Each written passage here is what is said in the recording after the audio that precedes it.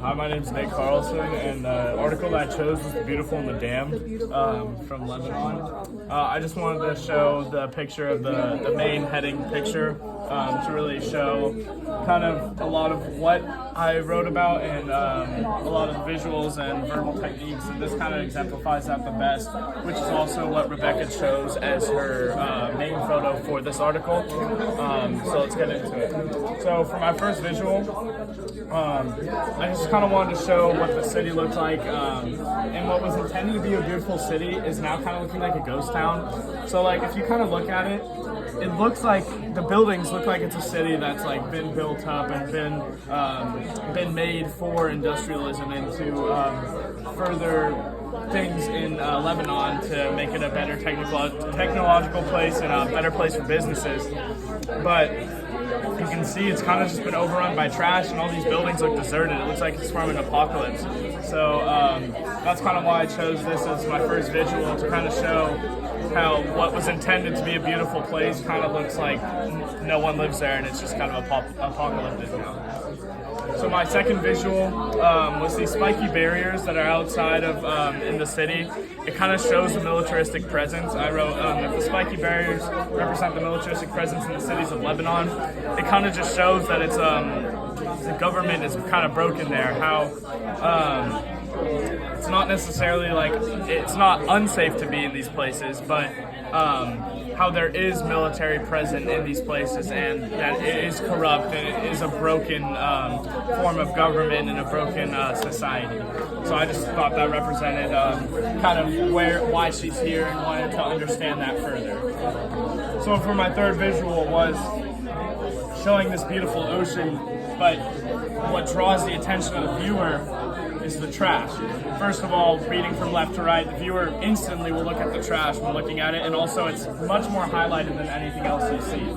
I wrote that the beauties that Lebanon has to offer are destructed by large amounts of trash. The beaches of Lebanon are quite beautiful.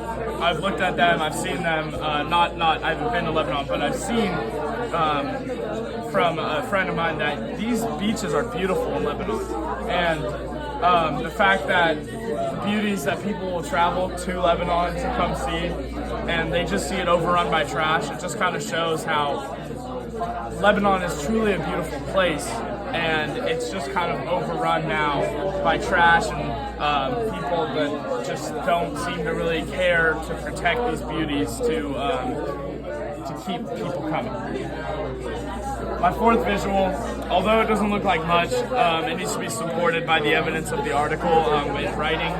But this picture is representing the politics of Lebanon, and I just want to the photo representing Lebanese politics shows an all over the place and unstable approach.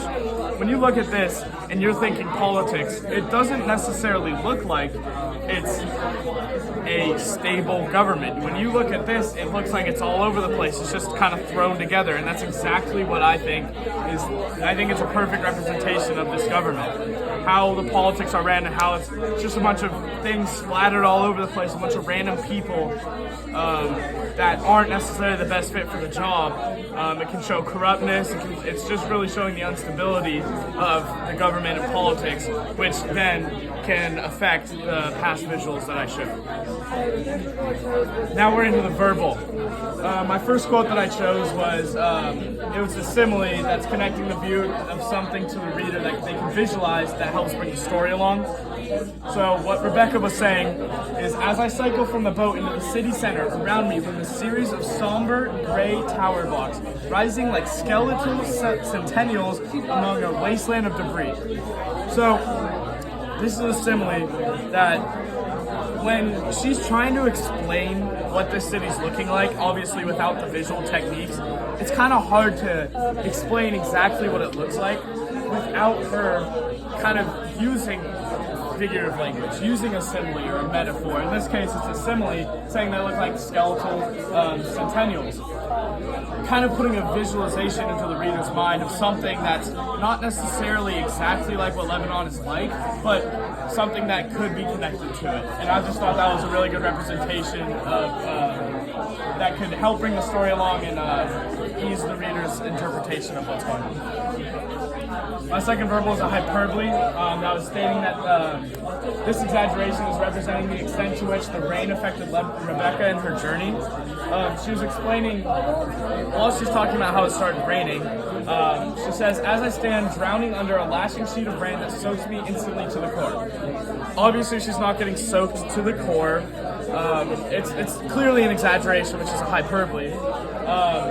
And drowning under it, obviously not, but she's explaining that this rain is deeply affecting her journey to an extent how she wasn't expecting rain like this.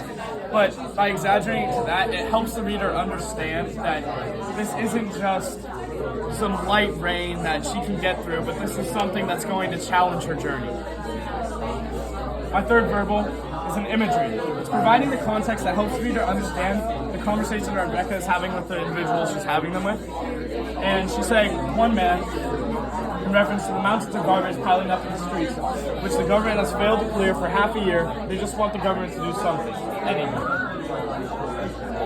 So, by explaining that the garbage has been piling up in the streets, it kind of helps.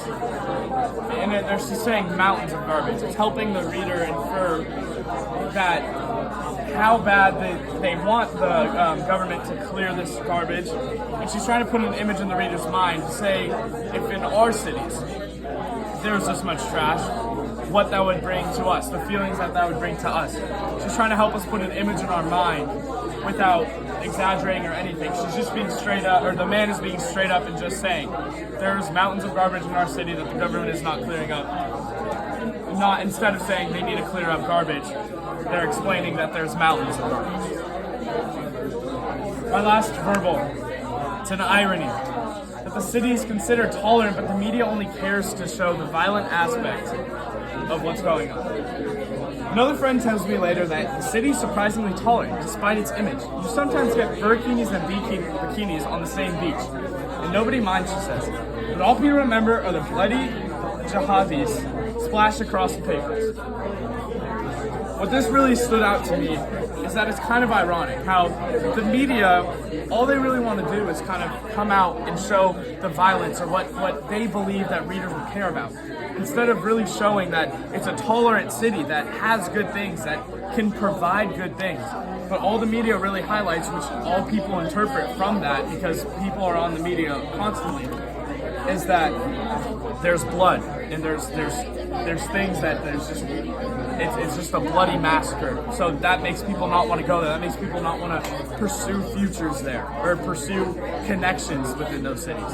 So I just think that an irony was really it's a really great way to explain that what this quote is representing.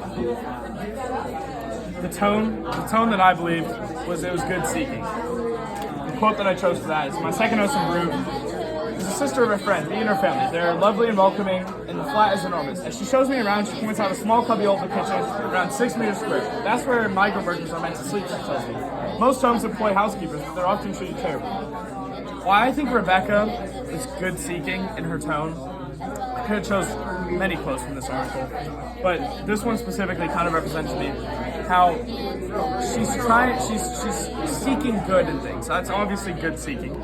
She's trying to find the best parts of somewhere that's considered broken, the best parts of somewhere that people don't really want to be, and she's showing people the truth that it's not a bad place to be, and how welcoming people can be here, how they house people all the time, and that it's not all that it seems, that it's not bloody, that there are people that care for the people that come here.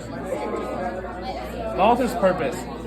I said that Rebecca travels to places looked at as broken and discovers the beauties they offer.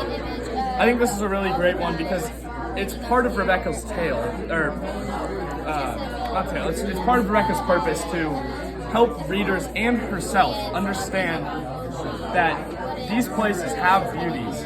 Everywhere can be beautiful. It's just the way that you perceive it, the way that you look at it. And by going to all these places that people would never go in a million years, and they think that they're broken, they're not beautiful places, that it's just a war zone and stuff like that. By going to these places, she's proving the media wrong, and proving to herself and proving to the reader that there is beauty anywhere in the world, and you just have to seek it. Guiding question. The guiding question is, how do visual and verbal techniques characterize the culture, history, and setting of the place that Rebecca Lowe writes about? I wrote one about visual and one about verbal. The visual techniques provide the reader with proof of the context she's providing using words. Obviously, the words can be powerful, but by providing an image, it really represents the strength, and it really provides that proof that the reader's needing.